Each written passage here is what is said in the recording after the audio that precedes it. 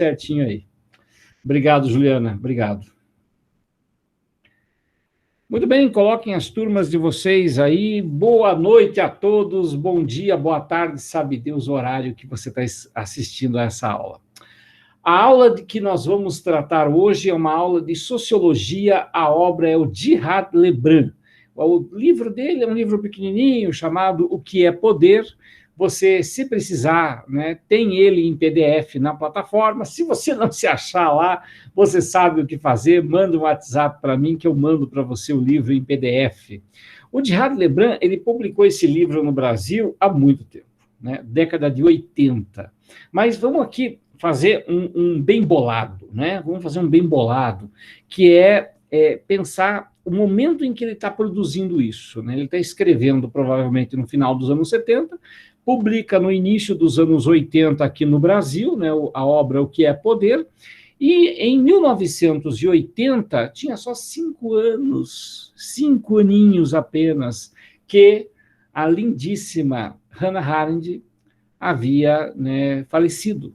Então, muito da filosofia do Djihad Lebrun tem muito a ver com a filosofia da Hannah Arendt. Ô, professor! Ô, professor! É aula de sociologia ou é aula de filosofia? É aula de sociologia.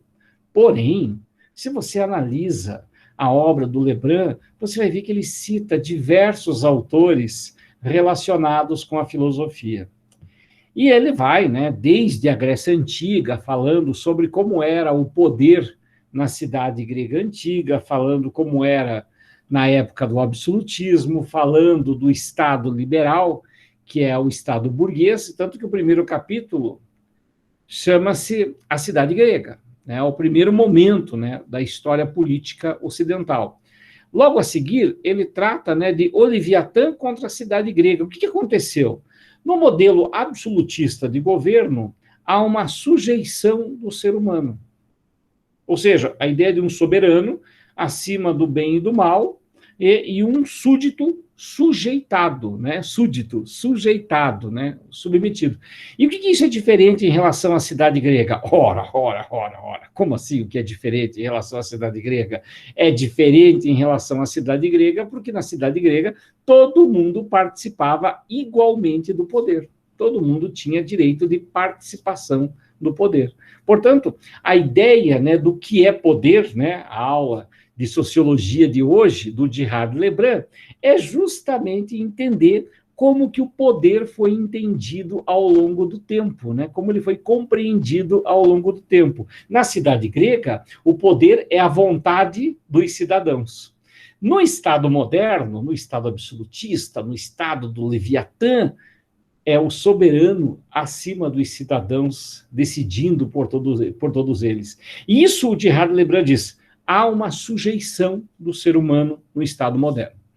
Aí vem o Estado liberal, né, a chamada comédia liberal. O que é a comédia liberal? São os governos representativos. Você sabe que a partir do final do século XVII, com as revoluções inglesas, século XVIII, com a Revolução Francesa, século XIX, com aquele monte de revolução que a gente estudou em história, 1830, 1848, nós temos a implementação de um projeto político liberal. E o que é um projeto político liberal? O soberano, o monarca, o imperador, a rainha, seja o que for, não tem mais plenos poderes. Ele é apenas chefe de Estado. Você que está assistindo a série The Crown, né? Você que está assistindo a série A Coroa, lá da Netflix.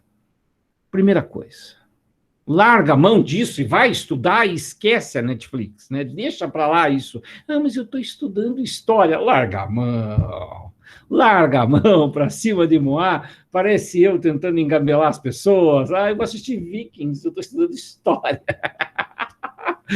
Tá, mas digamos que você esteja assistindo lá, né, a série, né, The Crown. Você vê a todo momento, né, a rainha Elizabeth, a eterna rainha Elizabeth, preocupada. O quê? Acabou de morrer? Quem? Ah, bom. Eu pensei que tinha falado que a rainha Elizabeth tinha morrido, a outra pessoa morreu. Não tem nada a ver. Não, acho que a gente vai bater as botas e ela não vai morrer, né? Inclusive, ela está muito preocupada, né, com a gente, porque que tipo de mundo nós vamos deixar para ela? Mas, enfim, a Rainha Elizabeth, o drama que é ela não querer, né, participar do poder, ela não pode interferir, ela faz uma coisa ou outra e está sempre ali, né, no limiar, porque ela não pode ter um envolvimento político, né. Claro, a série dá uma valorizada no papel político, né, da rainha, né, toda imparcial, mas é óbvio, né, que é um papel irrelevante perto das atribuições do primeiro-ministro. Então, esse Estado monárquico já não é mais um Estado absolutista, né? Desde o século XVIII, quando um ancestral dela, não muito distante, afinal ela está com a gente há muito tempo, o Guilherme III, né, assinou a petição dos direitos, a Bill of Rights, alegando que o parlamento, né, é que era o chefe de governo e não o monarca. Então, a gente tem um monarca apenas, né, como chefe de Estado. Isso é o Estado liberal. As repúblicas do século XVIII, XIX, na França, depois em outras nações, são também Estados liberais. O monarca não tinha mais plenos poderes para governar. O imperador da Alemanha, na Primeira Guerra Mundial, já não mandava mais. Era uma elite, né, agrária, latifundiária, comandada pelo chanceler Otto von Bismarck, no final do século XIX, que já mandava na Alemanha.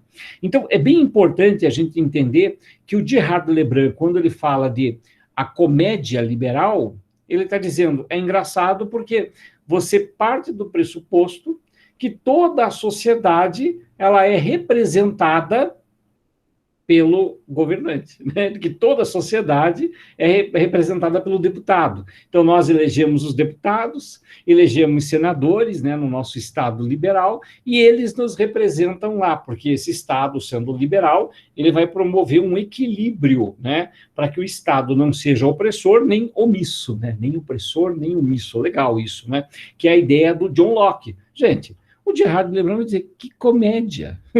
Que besterol, que besteira. Na verdade, os grupos políticos que chegam ao poder em nome do povo acabam governando em função de interesses de grupos bem específicos. Portanto, aí está a crítica. Olhando aí no nosso slide, a gente tem, né, o pensamento da Grécia Antiga. Você vê aí o pensador antigo, e o que ele vai dizer? A monarquia é o governo de um só. Só que no mundo, né, da aristocracia, existem uns melhores ali, que são as elites que governam, aristói, melhores. E nós temos a democracia, que é o governo de muitos. Essa é a concepção grega antiga, aparece bem no comecinho do texto. Por isso, democracia não é governo eleito, não, é o governo de muitas pessoas, onde há muita diversidade, onde há muito debate. Platão escreveu sobre isso, principalmente Aristóteles escreveu sobre isso, e se você reparar bem, olha só a tatuagem aqui no braço do Aristóteles, olha que fenomenal, olha só, capivara na veia. Seguindo adiante. Claro que no período moderno, né, nós temos o Nicolau Maquiavel. Nicolau Maquiavel, ele viveu no século XVI, escreveu essa obra chamada O Príncipe. Eu adoro essa obra, o professor conta a história daquele menininho loirinho, né, que é a história que ele cai num planeta. Não, filho, esse é o Pequeno Príncipe, essa é outra história. Esse daqui é O Príncipe. E nesse manual, né, sobre o Principado, o Maquiavel ensina as pessoas a serem maquiavélicas. Claro que você, né, tá ligado no esquema, você sabe que lá, né, na prova da Federal, o Maquiavel que cair não é um Maquiavel autoritário, maquiavélico. Essa é a questão para pegar a galera que não leu o texto. A galera que não leu o texto, que não assistiu aula, que não se preparou, que não se preocupou, vai no popularzão. Os fins justificam os meios e vai falar do Maquiavel em O Príncipe. Não é essa obra que cai lá. A obra que cai lá é comentário sobre a primeira década de Tito Livio, que é o Maquiavel exaltando, não o principado ou monarquia, mas exaltando o modelo republicano, tá? Então, muito cuidado em relação a isso. Claro que vai ter um texto para você interpretar, mas tem gente que olha o texto e parece que o texto não entra na cabeça, não consegue entender. E eu vou te dizer uma coisa, é só falta de treino, tá? É só treino. Ah, mas tem que ter um talento especial. Não, se tiver um pouco de vocabulário e treino, você vai conseguir. Mas mais que treino, é persistência, né? Mas isso eu acredito que todos vocês têm. Afinal, né, já passa quase 10h30 da noite e vocês estão aqui, teimosos, feito uma mula. Se alguém vai falar de persistência, tem que ser você que vai falar o que é persistir, o que é, né, chegar junto mesmo, né? E aí tá muito certo, Lurian, o que você falou, leia 3 vezes, e se da primeira vez tiver que ler um pouco em voz alta, claro, não vai fazer isso no dia da prova, né? Mas você acostuma a internalizar o texto, né? A pensar as palavras, o que você está lendo ali. E, claro, não entendeu? O parágrafo não rolou? Será que o professor Capivara me atende na noite de Natal? É claro que eu atendo, né? A menos que você seja o último da fila e eu estiver atendendo outros, daí vai ficar só para o dia seguinte. Mas com certeza, pessoal, muitos de vocês, eu sei, não farão curso em janeiro. Eu entendo perfeitamente, vou estudar sozinho e tal. Mas você acha que isso é motivo de deixar de entrar em contato comigo quando tiver dúvida? Se eu souber que você não tirou dúvida em janeiro comigo, porque ficou, mas é 1º de janeiro, mas é Réveillon. Eu sou historiador. Para mim, o tempo não faz o menor sentido, essa contagem humana, cronológica, né? Para mim não faz o menor sentido essas coisas. Você tem mais que pedir ajuda, por favor, né? Então, faz o favor. E é claro, faz que nem o Lurian, fotografa lá o parágrafo, manda para mim, faz que nem outros alunos, manda áudio, manda, né? Vai fazendo as tuas perguntas e eu vou te ajudando, beleza? Então, o Maquiavel que vai cair é o Maquiavel da República. Professor, essa aula é uma aula sobre o Maquiavel? Não, é sobre o Gérard Lebrun. Só que na obra do Lebrun, ele vai trazendo todos os autores, ele vai citando todo mundo. Então, se lê o livro do Gérard Lebrun, você resume a ciência política. Ajuda bastante, pessoal. O Maquiavel, portanto, ele era um cara super de boas, né? Ele não era esse cara maquiavélico, opressor, que muitas vezes é pintado por aí. E no último vestibular da Federal, caiu uma questão sobre o Gérard Lebrun. Mas para você ler o texto inteiro, deixa eu ficar um pouquinho menor aqui na tela, para você poder ler aí o enunciado da questão inteirinho. Diz assim: o filósofo Gérard Lebrun, em seu livro intitulado O que é o Poder, discorre sobre diferentes abordagens do conceito de poder. Por isso que ele vai perpassando vários capítulos da história. Ele fala na Grécia Antiga, ele fala na Idade Moderna, ele fala no Estado Liberal, até chegar ao século XX. Na apresentação da obra, tece considerações sobre o binômio poder-dominação, tendo como referência a obra de Michel Foucault, escreve Lebrun. Antes de a gente ler o trecho, o que é esse binômio, né, poder-dominação? Você que tem medo de binômio de Newton. Binômio de Newton é fácil, perto de o binômio poder-dominação. Quer ver só? Poder. Poder é uma coisa. Uma coisa. Dominação é uma relação. Beleza? Então, eu vou lá e faço você, né, me obedecer. Poder. Mas a relação que eu estabeleci com você, para você me obedecer, é uma dominação. Eu sei. Muitos de vocês são 5ª série que nem eu, e ouviu a palavra dominação, pensou em chicote, bota preta, máscara, né? Pois é, mas a relação da dominação, essa dominação que eu falei há pouco, essa da bota preta, não é uma relação? Não é uma relação? Não tem que estar as duas pessoas ali, uma se submetendo à outra numa relação de dominação? Né? Pois é. Então, precisa ter 2 pessoas para ter a relação de dominação, no mínimo. Agora, o poder não, ele parece algo assim que está acima das pessoas, né? Parece uma coisa que não tem rosto, que não tem chicote, não tem bota, não tem capinha, né? Mas, enfim, parece algo assim, né, que paira no ar, o poder, tá? Mas, agora, eu entendo o que é o poder, por exemplo, né, quando eu sofro um tipo de violência, ou seja, eu sofro uma dominação física. quando eu sou censurado, eu percebo a relação, mas algo me faz censurar. Ah, eu tenho medo, né, que as pessoas me denunciem por eu ter falado uma coisa extremamente crítica, que embora seja verdade, tem gente que politiza tudo e vai ficar me denunciando. Ou seja, tem uma relação aí. Ah, eu não vou falar certas coisas, porque senão os alunos vão reclamar e daí eu vou ter que escutar depois, né, do meu chefe. Ou seja, tem uma relação de dominação aí. Ora, poder não. Cuidado com o poder. Que poder? Aonde ele está? É sobre isso que é o binômio poder ou dominação. E aí? Eu te pergunto, você percebe a relação de dominação ou só percebe o poder dos ricos? Provavelmente você percebe mais o poder do que a dominação, porque a gente nem encontra os ricos para estabelecer uma relação de dominação com eles. Não é? Pensa um pouquinho sobre isso aí. Pensa. Enquanto isso, eu vou dar uma olhadinha aqui nos comentários e ver o que vocês estão escrevendo. Vamos lá. Eu adoro os comentários de vocês, são sempre bem-vindos. Então, o Alberto escreveu ali, eu gostei do príncipe. Qual deles? O príncipe Albert ou o príncipe Philip? Ó, eu gostei do príncipe, mas depois de um tempo fica cansativo. Mas alguns parágrafos são difíceis mesmo. Então, é assim mesmo. E assim, é uma leitura que é para ser feita com papel do lado, anotando e fazendo esquema. Não é uma leitura tipo, eu vou ler aqui viajando do ônibus para Guaratuba e tal. Não, não dá para ler essas obras assim. E assim, tem que ler com spoiler. Pega primeiro um resuminho dizendo o que ele está fazendo em cada capítulo, para depois você ler o texto original. Beleza? Por que então que ele tem essa fama? Pergunta a Juliana. Pois é, por que então que o Maquiavel tem essa fama? Bom, isso chama-se sucesso editorial, né?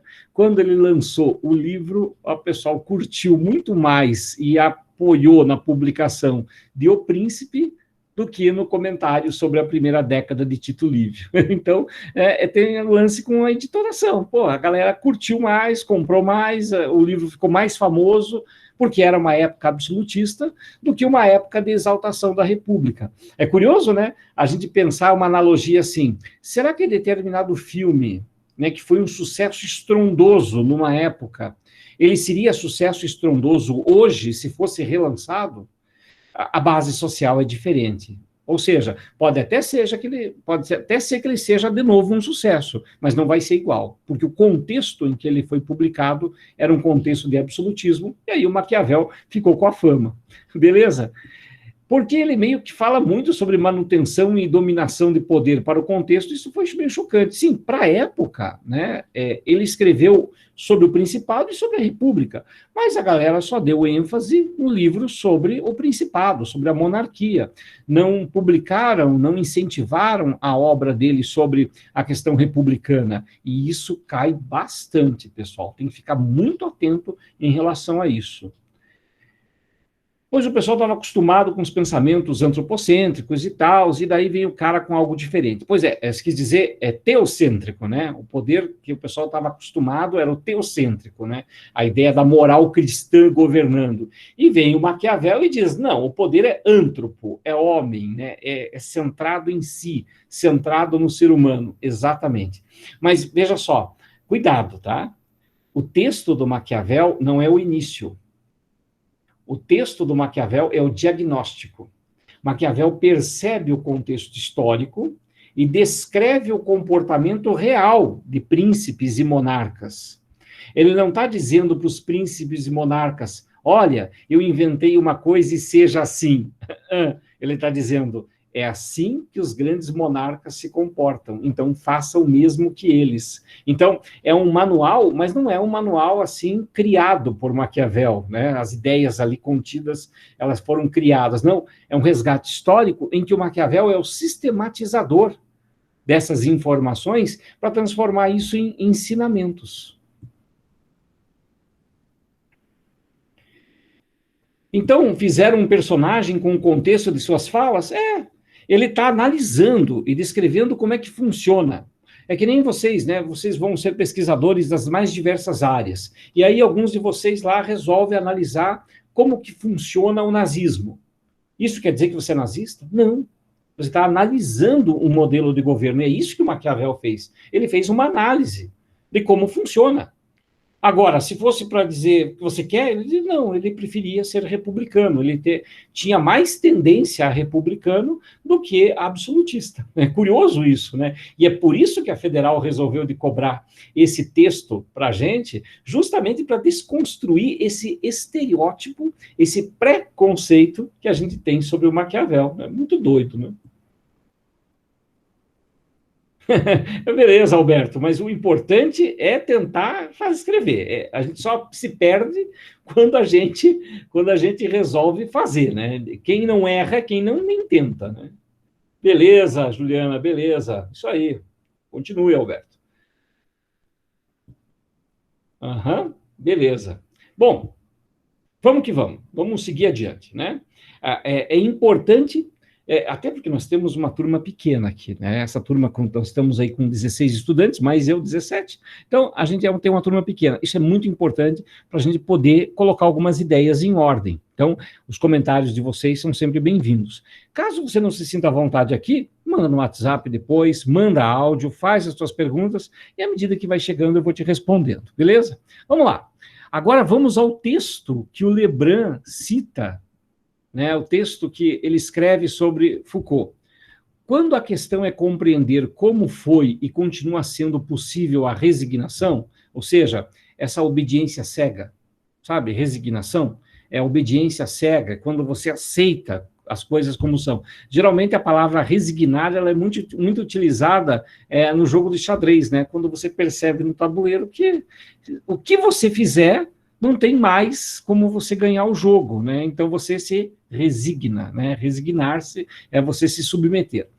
Quando a questão é compreender como foi e continua sendo possível a resignação, por que as pessoas simplesmente se submetem ao poder quase ilimitada dos homens perante os excessos do poder, não basta invocar as disciplinas e as 1000 fórmulas de adestramento que, como mostra Foucault, são achados relativamente recentes na modernidade. Ponto. O que o Foucault escreveu na obra lá Vigiar e Punir, em especial o capítulo Corpos Dóceis? O Michel Foucault ele escreveu que toda dominação, ou seja, todo o poder, na verdade, é dominação.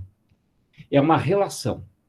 Eu aprendo a me submeter, eu aprendo a me resignar quando eu entendo qual é o meu lugar, o que é que eu tenho que fazer, qual é a minha ordem na fila do pão, como a gente dizia, né? Qual é o teu lugar na fila do pão, qual é a tua hierarquia e qual é a tua compreensão de como que você faz é importante para o todo, né? O Foucault ele fala de 4 grandes categorias de disciplina a qual nós estamos submetidos. A disciplina dos lugares, né, dos espaços.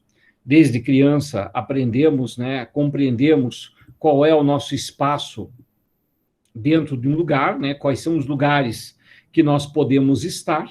Se vocês entrassem na sala dos professores, quando os professores estão lá, vocês sentem que, opa, eu não estou no meu lugar certo, né?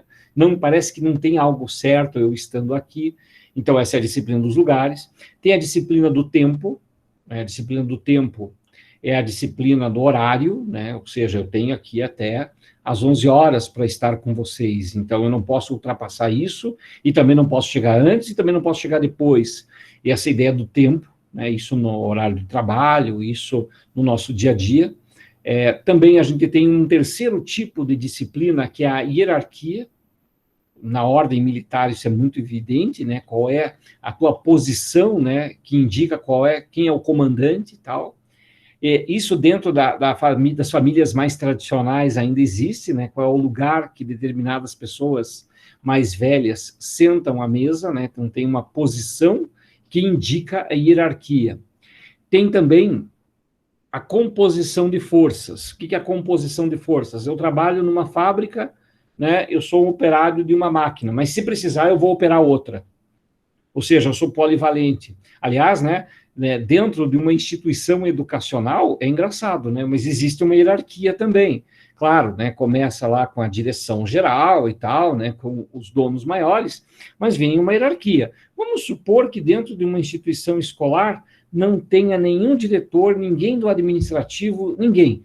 É o professor que assume as funções, né, imediatas, né, de organização da escola. É muito raro acontecer isso, né? Mas uma vez dentro da sala de aula já é o professor. Tanto que o diretor, quando vai dar um aviso, ele com licença, né, ele pede licença, porque o professor é o dono do horário. Então, essas hierarquias, o Foucault diz que isso foi nos ensinado a partir do século XVIII. Mas o Lebrun, ele diz assim que estranho. Estranho, porque o Foucault, ele é um cara da França, escrevendo para um país desenvolvido, onde realmente o poder se manifesta em relações, em dominação, em relações de pessoas com pessoas. E o Lebrun vai dizer, não é bem assim que o resto do mundo percebe o poder, não. Para muitos lugares do mundo, terceiro mundo, o poder é algo tão distante, as relações de dominação são tão distantes, que o poder vira coisa, ele não é mais uma relação. Né? Eu já obedeço a uma determinada estrutura que já não é mais uma pessoa que está me oprimindo. É toda uma estrutura que já é feita para eu não ter como me criticar essa estrutura sem ser punido, ou mesmo ser criticado pelos meus próprios pares, que vão dizer, cara, você não pode falar isso. Ou seja, a estrutura ela é tão já naturalizada na América Latina, na África e na Ásia, que a nossa condição humana já é uma condição de sujeitado naturalmente. E aqui o Lebrun, ele critica o Foucault, ele critica o Michel Foucault e se aproxima da Hannah Arendt, dizendo, não importa como é que nós percebemos o poder, se é alguém que nos oprime ou algo que nos oprime, se é aquele agente policial que me reprime ou é o Estado inteiro que eu percebo como uma coisa só que me oprime. Não. Eu vejo esse Estado, né, como algo natural, coisa, aqui na América Latina. Eu nem conheço quem é que é o deputado da minha região. Eu nem sei direito quem é o vereador que foi escolhido aqui da minha região, do meu bairro. Ou seja, para mim, o poder político é uma coisa só. Eu não vejo uma relação em que um vereador, um deputado, possa ser pressionado por mim e mesmo ele me pressionar, porque simplesmente nem nos conhecemos. Então, qual que é a nossa tendência? É a gente falar o poder como uma coisa que nos oprime. Seguindo aí no texto, né, e eu aqui vou sinalizando com o mouse, né, para a gente pra ajudar, recomeça aqui, ó, sua origem e seu sucesso. O que é origem? Origem do quê? A origem da resignação absoluta ao poder. Sua origem e seu sucesso talvez se devam a um sentimento atávico. O que é atávico? Né? Um comportamento viciado, né? Um comportamento, né, teimoso, de não questionar mais as coisas, dos deserdados, né, daqueles que são pobres, de serem, por natureza, tão excluídos, mas tão excluídos de qualquer relação de participação, estranhos ao poder, talvez derivem da convicção de que opor-se a ele seria loucura comparável ao opor-se aos fenômenos atmosféricos. É a naturalização do poder. Então, aqui o Djihad Lebrun, ele critica o Michel Foucault, porque o Michel Foucault está escrevendo para um país desenvolvido, onde os políticos estão a todo momento sendo pressionados, né, pelo povo, essa pressão que existe entre os políticos, né, por causa da opinião popular, é porque é um cidadão politizado, um cidadão que estudou, que faz pressão sobre os políticos, enquanto que aqui no Brasil a gente naturaliza, a gente simplesmente diz, político é assim mesmo, né, e a gente nem sequer questiona mais, como se fossem, né, os fenômenos atmosféricos.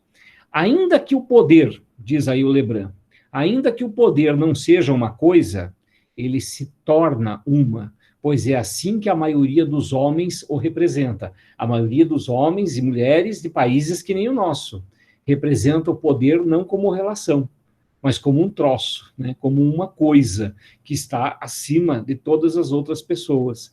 Por isso, a nossa percepção de poder é uma percepção de que nós não temos como lutar contra isso. É preciso situar a tese de Foucault, ou seja, Foucault está escrevendo para um determinado público, dentro de seus devidos limites. O homem condicionado, adestrado pelos poderes, e o privilegiado, o europeu. Não é o colonizado. não é o proletário do terceiro mundo, assim como não era o proletário europeu do século XIX. Estes, o poder não pensa sequer em domesticar, domina-os, e de muito de cima. Ou seja, embora o Michel Foucault seja muito atraente a leitura dele sobre as formas relacionais de poder, o cara que é muito pobre não consegue nem perceber a relação de poder. Ele só é oprimido e ele tende a naturalizar essa opressão. Com base na reflexão desenvolvida por Lebrun, é correto afirmar que, letra A, o conceito de poder tem a possibilidade de ser interpretado a partir de noções como disciplina ou adestramento. Sim, é como Michel Foucault fala, né? Ele escreveu que o homem foi condicionado, né? Ele foi treinado a obedecer ao poder através de um monte de categorias, de disciplinas, de lugares, hierarquias, tempos e assim por diante, construídas no próprio sujeito, considerando ao mesmo tempo a natureza estrutural e as condicionantes macrosociais do poder que orientam os indivíduos à ação social. Então, a compreensão do Michel Foucault é que nós nos submetemos à dominação por adestramento, por treino. Mas o Lebrun diz o seguinte, e aí é mais parecido com a Hannah Arendt, a pessoa que é do país pobre, ela sequer é treinada a ser disciplinada. Ela sequer vai para a escola para ser adestrada para o mercado de trabalho. No mundo subdesenvolvido, no terceiro mundo, nos países colonizados do mundo, o poder, ele simplesmente domina. Ele exerce, né, a sua ação sem tentar te convencer. Ela te ameaça pelo medo mesmo. Ela te ameaça com a opressão. E se você insistir, você vai ser assassinado. Então, qual é a tendência?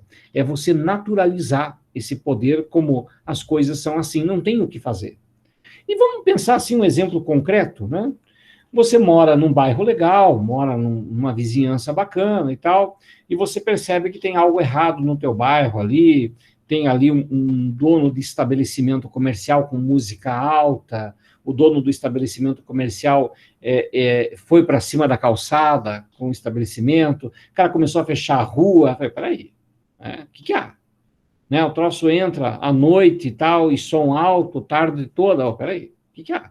Né? Não é assim, é só porque de dia eu posso colocar o som alto, não é assim. Né? Imagine que tem um professor de história, de sociologia ou de filosofia gravando aula nas imediações, né? Eu mesmo já dei umas juntadas aqui no povo da frente, que quando de vez em quando resolvem fazer um barulho aqui numa oficina que tem perto. Falei, gente, vocês têm direito de trabalhar, eu também. Vocês colocam essa moto enfiada numa câmera de som aí que eu posso ficar gravando aqui. Ou seja, tem um confronto aí, né? Então você vai lá e você faz uma reclamação na prefeitura, você vai lá e fala com o dono, você faz, né, 20 perfis do Google para criticar aquele estabelecimento comercial e negativá-lo, você cancela. Ou seja, você tem meios relacionais, né, de criticar aquela opressão que você está sofrendo. Agora vamos pensar uma outra situação. Você é um negro na época do apartheid na África do Sul. O que você vai fazer? Percebe? Percebe como não tem para quem reclamar? Por quê? Porque o poder já é estrutural, está tudo já naturalizado. Ou você é um membro de população tradicional, um indígena, numa terra ameaçada por grileiros. Vai reclamar para quem? Para o Ministério do Meio Ambiente? Vai ficar difícil, né, de você ser ouvido. Ou seja, existe uma naturalização do poder quando você não tem para onde correr, quando você não tem como questionar aquele poder. E aí a gente tende a se resignar. Vamos pensar que você é um morador de uma favela. Como é que você vai se relacionar com a autoridade como um cidadão qualquer? Claro, se você não mora em uma, a nossa tendência é achar que não, vai lá e reclama normal. Não é bem assim que a banda toca. Então, essas relações de poder simplesmente desaparecem, né, quando o cara está muito oprimido, beleza? Olhando ali, né, os comentários, o que é macrosociais, né? O Lulian já está sugerindo aí, né, o anarquismo, né? O anarquismo para ir detonando, né? Vamos lá. O que é macrosociais? Tem ali condicionantes macrosociais. Macro é grande. Social são as condições sociais. Então, condições sociais. Uma condição social muito próxima da gente, a questão educacional. Se quer uma educação de qualidade, ou você tem que ralar para passar numa escola pública de ponta, ou você tem que pagar por uma escola privada. Ou seja, você tem uma condicionante. Ou você tem capacidade para passar numa instituição pública de ponta, ou você tem capacidade de pagar por uma educação de qualidade. Percebeu? Isso é uma condicionante macrosocial. Uma questão educacional, né, em que muitas escolas, né, são ruins, são precárias, e não são ruins pela infraestrutura, não é isso que está em jogo. São muitas vezes as condições de estudo que você está. Os alunos, os colegas não colaboram, o professor, né, se desestimula e às vezes nem começa, são vários fatores. Isso é uma condicionante macrosocial. Uma educação pública, né, problemática, carente, por falta de investimentos, por falta de boa administração, de vários fatores aí que estão conjugados. Outra condicionante macrosocial, a pobreza. Isso é uma condicionante. Como é que eu vou pensar algo diferente se eu mal consigo, né, o dinheiro para sobreviver no mês? Eu daí vou gastar numa outra coisa, eu gasto num divertimento, eu consumo, tá bom. Mas e aquilo que seria importante como estratégia para o futuro? De eu aprender um idioma estrangeiro, de eu conseguir, né, viajar, de eu conseguir ir a museus, de eu ter outras experiências. Condicionante macrosocial. Então, você pode colocar nessas condicionantes macrosociais qualquer tipo de coisa aí que vai dar certo, né? Qualquer coisa, assim, que contribui, né, para oprimir alguns grupos sociais. Portanto, né, essas condicionantes, elas acabam orientando o nosso comportamento. Eu nem vou tentar uma coisa porque isso não é para mim. Ou eu nem vou fazer isso, embora seja o certo, porque vão interpretar mal. Portanto, isso acaba orientando o comportamento do indivíduo. A letra A já está perfeita, né? É praticamente a síntese do texto do Lebrun, e vamos para a letra B. As diferentes enunciações do conceito de poder presentes na obra de Foucault devem levar em consideração a situação dos trabalhadores novecentistas. Falso. O Foucault não escreveu para os trabalhadores do século XIX. O próprio Lebrun escreveu isso no enunciado do texto. Quer ver? Aqui, é preciso, né, bem aqui, é preciso situar a tese de Foucault dentro dos seus devidos limites. O homem condicionado, adestrado pelos poderes, o privilegiado, o europeu, não é o colonizado, não é o proletário do terceiro mundo, assim como não era o proletário europeu do século XIX. Aí, portanto, o Lebrun está dizendo, o Foucault não está escrevendo para o operário. Portanto, aqui na letra B, está dizendo, a obra de Foucault deve levar em consideração a situação dos trabalhadores novecentistas, os trabalhadores do século XIX. Falso, portanto. Veja que o próprio confronto dos textos já vai eliminando as alternativas erradas. C. O poder é um fenômeno que prescinde. O que é prescinde? O que é imprescindível? O que eu não posso deixar de ter, né? É imprescindível, eu não posso largar, tem que ter. Então, prescinde é o que eu posso largar. O poder é um fenômeno que prescinde das instituições políticas, ou seja, que não precisa de instituições políticas. Claro que precisa. O poder, ele precisa de instituições que materializem esse poder. Por exemplo, o governo tem o poder, mas o que materializa esse poder? A lei, o júri, né, o Tribunal de Justiça, a polícia, são formas, né, de coagir as pessoas a obedecerem. Para que se manifeste, e conforme Lebrun, toda forma de poder é uma manifestação da domesticação e do adestramento. Está errado. Está errado. Primeiro porque é imprescindível, precisa das instituições, segundo Lebrun. E o Lebrun diz, o poder na América Latina, o poder na África, não é o poder do adestramento, da disciplina, é o poder da opressão e do medo. Eu não preciso te ensinar a obedecer, eu te reprimo. Eu me imponho. E você, por medo, sem entender por quê, vai ficar na tua. Então, é uma relação muito mais opressora que tem na América Latina. Letra C, portanto, falsa. D, a explicação oferecida por Foucault possui limitações. Sim, Lebrun diz isso, né? Que possui limitação, que é preciso situar a obra de Foucault no tempo. E não corresponde à realidade das relações de poder existentes no mundo moderno. Opa! O Lebrun, ele não está criticando o Foucault dizendo que ele escreveu algo que não existe. Ele diz, é preciso situar a obra de Foucault. Ele está escrevendo para o europeu privilegiado. Ele não está escrevendo nem para o operário europeu. Está escrevendo para o europeu privilegiado, que pode ir lá fazer um comitê, que pode fazer uma passeata, que consegue fazer um abaixo-assinado, que consegue boicotar um conglomerado econômico, que tem poder de fala e não tem medo de usar porque sabe que não vai ser reprimido por isso. Então, essa leitura do Foucault não é que ela é falsa, ela é uma leitura situada para uma determinada época. Então, pegar aquele que o Foucault escreveu para aquele contexto e generalizar é que era o problema. Portanto, letra D, afirmativa falsa. E as relações de poder serão compreendidas em profundidade se assumirmos como parâmetro de nossas análises os processos de colonização do século XIX e a opressão ao proletário do terceiro mundo. Fugiu totalmente do tema. Fugiu totalmente do tema. Ele está dizendo o seguinte, que para eu entender o poder para Foucault, eu tenho que entender o europeu privilegiado.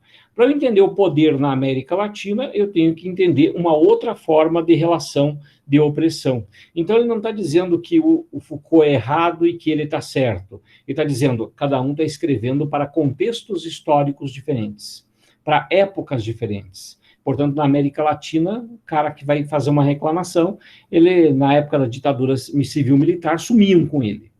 Hoje, dependendo de onde você está e quem você é, também não dá para fazer muita reclamação, não. Né? Então, tem vários aí aspectos de opressão, de um poder estruturado, né, na nossa realidade. Beleza? Bom, pessoal, aí fizemos uma questãozinha sobre o Gérard Lebrun. Não deixe de ler esse livro, ele é essencial. Faz um baita resumão sobre a ciência política e sobre a filosofia de poder. A todos vocês, um excelente estudo. Dúvidas, entre em contato, nos procure. Será uma satisfação ajudar vocês nessa caminhada, que eu tenho certeza que vai ser de grande sucesso. A todos um grande abraço e até a próxima.